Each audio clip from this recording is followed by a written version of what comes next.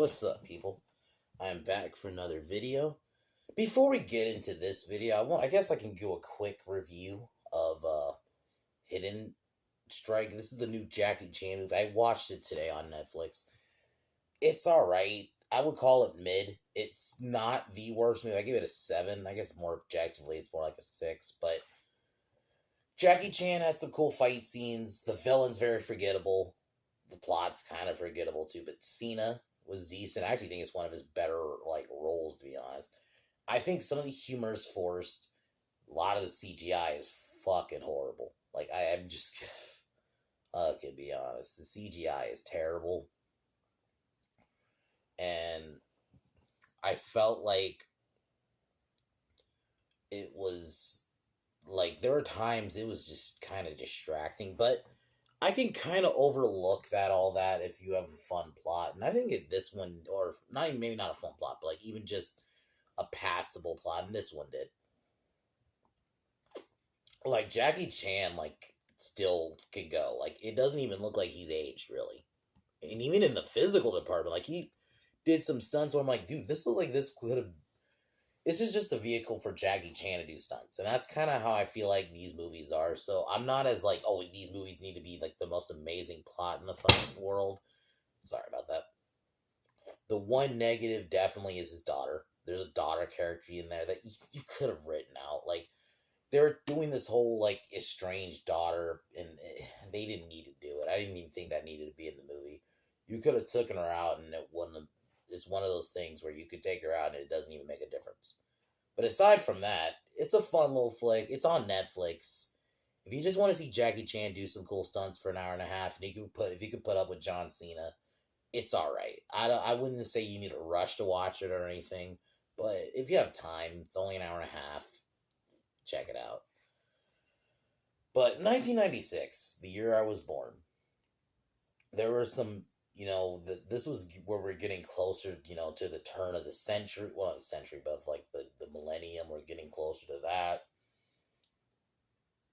And this was one where there was a lot. So I decided to go with 10. I originally had 11, but I whittled it down a little bit just because I have to include movies I actively watch in these lists. I had The Craft on there, which fun movie, but I don't watch it all the time. So I had to take that out. I took out Tremors 2. I like that movie, but I don't watch it all the time, so I took that out. I went with 10. Or 9, basically, but 1. So, but anyway, let's get into it.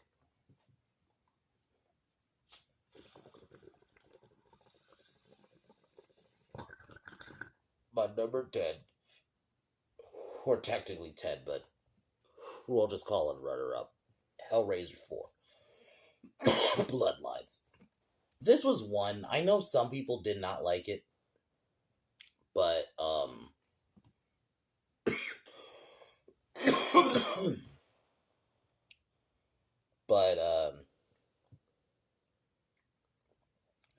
it has its moments. Pinhead's still really cool. There's some cool imagery.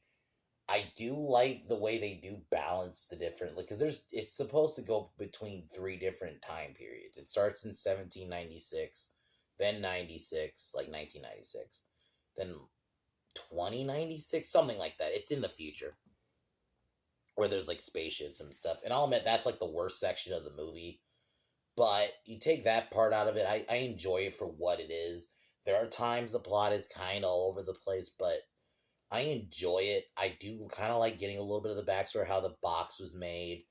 And I do feel like they still put a little bit of care into the world of Hellraiser. That's why I like it.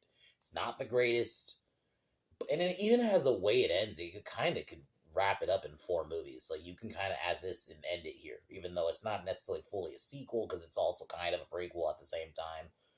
It's one of those where it's a prequel, but it's also a sequel. So, I'd recommend it, though. It's not... I can understand some people not liking it, but I feel like Doug Bradley still has his moments. There's some cool Cenobite designs. They still put work into, the props and stuff, so I had to mention that. So number 9 is Space Jam. Space Jam is a case where, yeah, the movie itself is not good. It's not. But it's a fun movie. I love Looney Tunes, so I'll admit there's that aspect. It is nostalgic. I only watched it because it was Looney Tunes and Michael Jordan. The way they were able to make that work, and yeah, Michael Jordan was very much playing himself. He was not playing an act. He was. This is one of those cases where he's clearly not acting. Really, he was being himself, but it still works. I think they put the animation is really good, and I rewatched it like I think around when that shitty new one was coming out with LeBron James, or LeBitch as I call him. But the effects still held up relatively well. So I really think it's like Roger Rabbit for me, where like they were able to do a solid mix of live action and the cartoons into the live action. They did it very well, and the moments when they're in just Toonland, it works. So I overall really love it. It's not objectively great, but I very much watch it all the time. So yeah, my number 8 is is Jingle All the Way. I fucking love this movie. It's another one where it's not objectively great, but it's a fun movie. I think it's one of those where it really Arnold showcases his versatility. Like he can, like yeah, he kind of is a bit of a goof in this movie. Like there's moments where he just is kind of just he's willing to kind of embarrass himself, but it still works. Yeah, it's not your typical Arnold action movie, but I very much think that's fine for me. Jake Lloyd is easily the worst part of the movie. I hated him in this. I think he's just not a good actor in general. Like I know people like bag on episode 1, but I just think in general, when I've seen him in other stuff, I just don't think he's good. But aside from him, I really like um I loved his dynamic with Sinbad as his rival. I love the moments in the store. The fight where he fought the fucking Santas is great. It's a funny film. Like I watch it definitely every Christmas, or at least I try to anyway. And like Kindergarten Cop, he really showcases Arnold showcases that he can be in like he. That's why he try to say he's a bad actor because yeah yeah in action movies maybe you can say to an extent he kind of just plays the same one note say quips action hero, but in terms of comedy, like he really showcases his versatility. Like I felt like he didn't feel like he was doing his comedy from like Kindergarten Cop in this at all. Phil Hartman's great as the asshole neighbor. I love this fight with the fucking reindeer. Um, yeah, I fucking love it. So I definitely watch this one yearly. Um, yeah, so that's my number 8. My number 7 is Escape from LA. Escape from LA is it's not as good as Escape from New York, but Kurt Russell still brings it. I love the world. The surfing scene, I'll admit, the surfing scene and the basketball scene are probably two scenes I kind of cut out because that is a little much. The surfing scene maybe not as bad, but that basketball scene was pretty, especially compared to like the trial by combat in the fucking first one. And then this one, let's play some basketball. Like that took me out of it. That felt like a case of it's the 90s. Basketball was big at the time because, Michael Jordan and all that. So it was like, let's do that. But aside from that, I fucking love it. I still love the work they put into the world. The villain is not as good as Isaac Hayes, but I I love Steve Buscemi. I even think Pam Grier's great. It still maintains like Snake Plissken's still a badass. Like it's like I said, it's not as strong as the first one, but it's a fun one. I watch it all the time. Like pretty much if I watch Escape from New York, I watch Escape from LA right after. Like I said, it's a bit cheesier, but it still maintains that dopeness a bit. It's not as let's say dark, and even the world building isn't as strong, but it's a relatively still a good sequel. I think some people put it like really bad, but I fucking love it. So um but number 6 is Ghost in the Darkness. And before I get into that,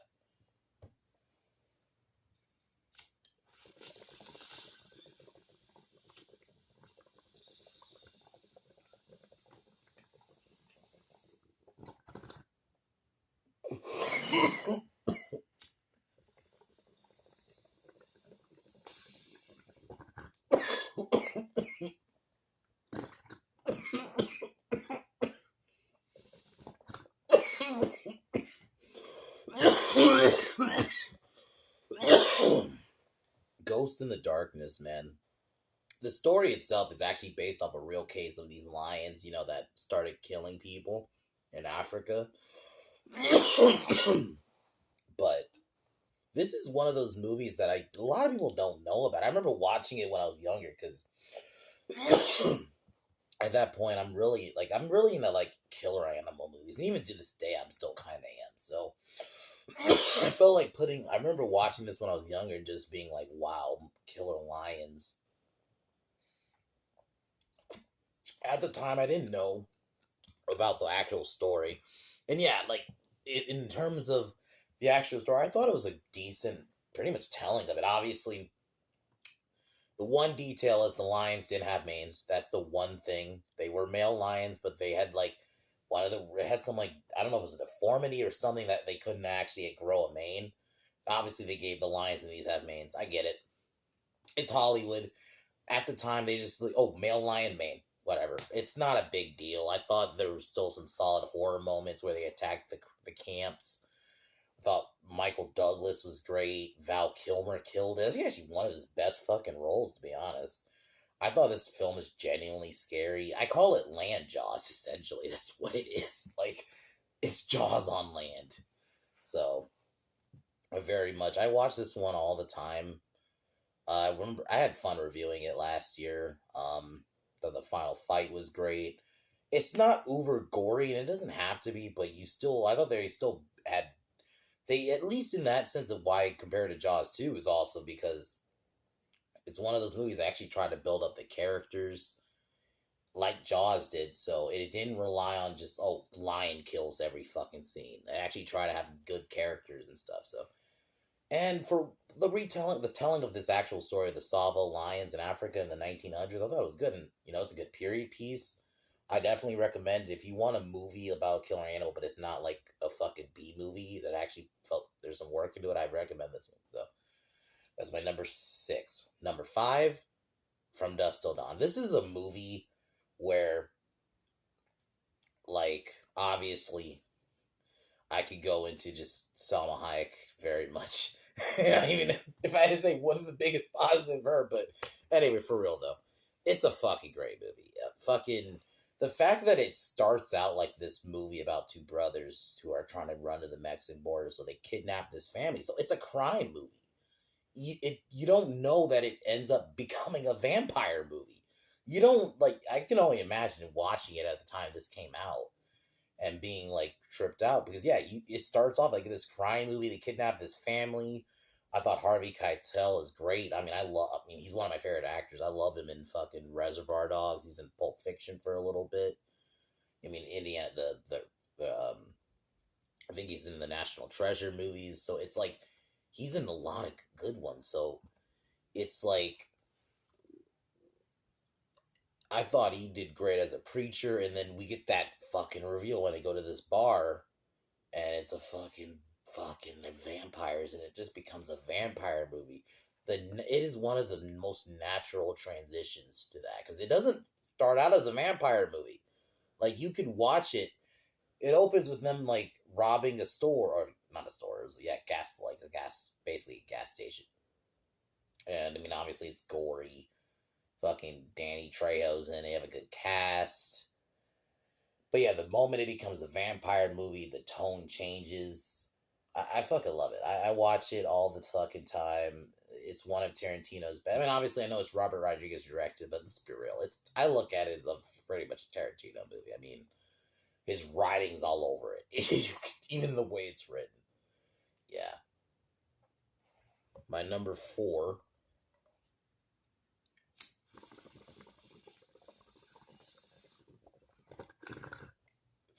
Jackie Chan First Strike. I fucking love this movie. One of Jackie Chan's best. This was I mean, it's pretty much police story for it, but I like how you could kind of look at it. It's almost its own movie. But Jackie has to find this Russian girl, Natasha, and the plot, I mean, I'm not going to say it's pointless, but it's very much more about Jackie Chan doing more of his stunts. The plot's fun. I mean, the plot's simple. And I like that it's not just a martial arts movie. It has kind of like a spy movie element to it. You know, I love the fight scene where he has to fight off this like big ass dude in like in a hotel. I love the final fight scene. The choreography in general is great. Um, Obviously the dubbing isn't the best, but whatever. Who cares? It's one of Jackie's best, man. And I think this was the movie that very much was Rumble in the Bronx too, but this like because I think this came out like a year after Rumble in the Bronx, so pretty much this was like 2 years before obviously Rush Hour. So it's like this is probably the movie that really started him to get really noticed. So I very much had to put this on the list. So that's my number four. And number three is fucking The Rock. I fucking love this movie. This is the performances alone. Harold fucking Francis Hummel, man. I fucking love him. Love his character in this movie. Michael Biehn. I mean, obviously it's mainly Nick Cage and Sean Connery, but Ed Harris. Sorry, I don't know why I forgot his name for a second. Ed Harris was so good as Hummel. That scene, that fucking just back and forth between Hummel and Michael Biehn's team, well, the character specifically, was some of the best acting I've ever seen. And I know people like to try to like look at this just a dumb action movie from the 90s, but some of the like that performance alone, Hummel is one of those cases where he's a villain, but you kind of understand why he's doing it. Tony Todd's in. He's like really the real villain because if we're being real, like Hummel had like he didn't actually want to kill anybody, whereas fucking Tony Todd was fucking ready. Him and the other dude. I love like the acting. I love the action. Nick Cage is great. It's a great ensemble movie.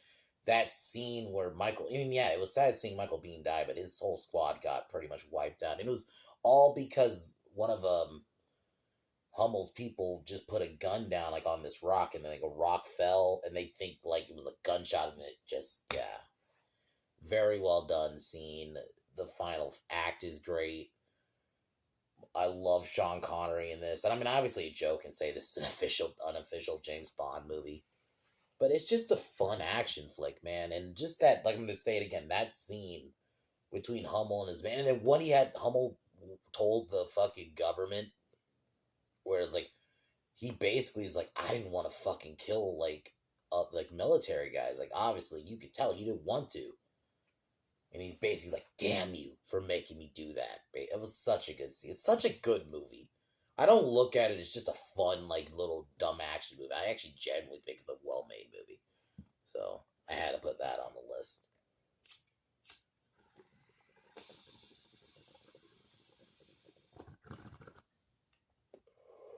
My number two, Independence Day. I mean, this movie this is another one where yeah, on the surface, yeah, you could say it's just dumb alien movie, but I actually genuinely think it's a well-made movie. I love how they made this movie go through. It starts from July 2nd and ends in July 4th, and the way the build up when the aliens arrive and then just that slow and the moment they arrive above the cities, and I actually think this is genuinely one of the more realistic in the sense of how people would act, like that scene where everybody just fucking stopped. And you know, in normal moments when someone crashes, you get like road rage. Obviously, you're not gonna have that. They're all looking at what's fucking happening. The sky, there's this big thing coming. Like, you see this big ass alien ship. I think the effects actually very much hold up. I watched it obviously on 4th of July, and it very much still holds up. I think so. Character, what Will Smith, fucking Jeff Goldblum, Bill Pullman as the president. In my opinion, the greatest speech of all fucking time. Where it's just like how it gets you hyped up. I'm fucking ready to kill some fucking aliens. It's like it is so good how Bill Pullman delivered that whole scene, and even like the drunk dad was a fucking good character. He had an arc, and obviously him sacrificing himself, the battle scenes.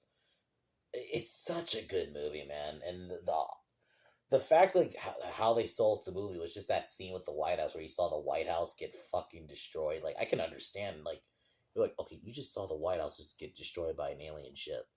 I think the aliens were solid villains. It's such a good movie, man. I watch this one. I don't even just watch it on 4th of July. I can watch it like any fucking time. It's one of Will Smith's best. Welcome to Earth. You know, the battle scene, the aliens were a genuine threat, man. Like when you saw like they tried to nuke them and it didn't fucking do shit.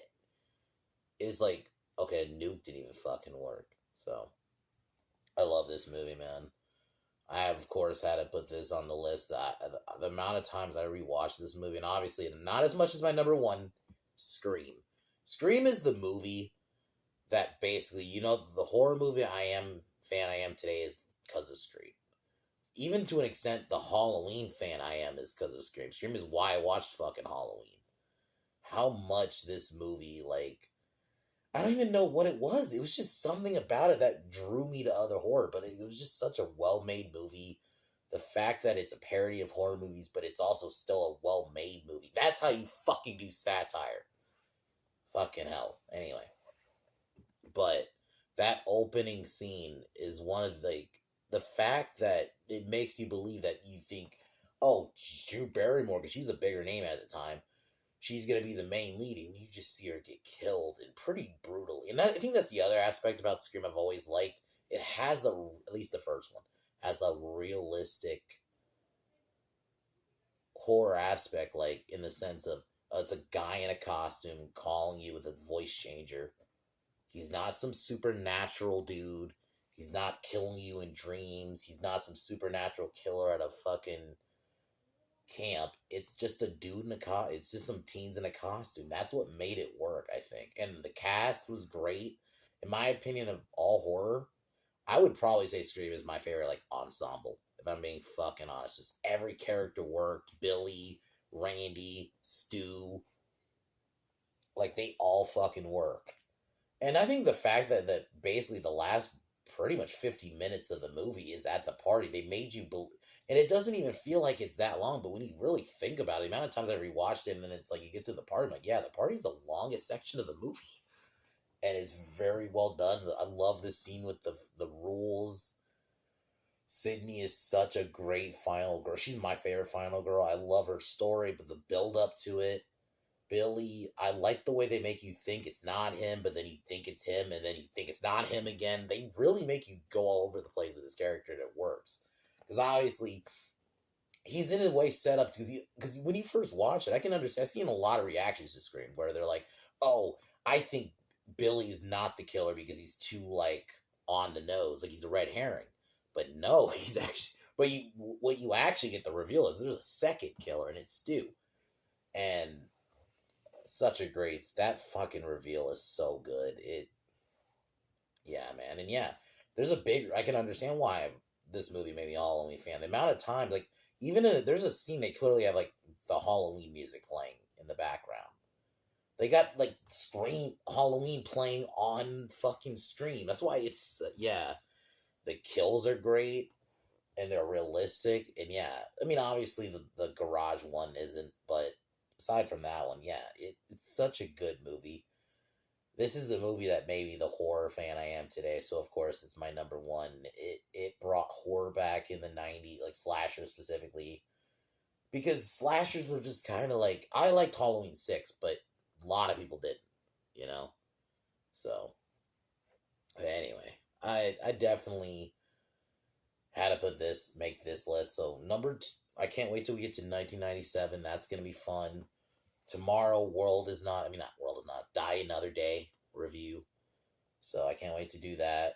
Wednesday, Bird on a Wire. Thursday, as of now, I'm gonna do updated Angel thoughts, but I could change that if fucking that shitty Mutant Mayhem's put on the site by then because it comes out on Wednesday. So we'll see. But as of now, that and then Friday Extraction 2. But anyway, I had fun making this list. I can't wait to do 1997. But anyway, cheers, and then I'm going to talk to y'all tomorrow.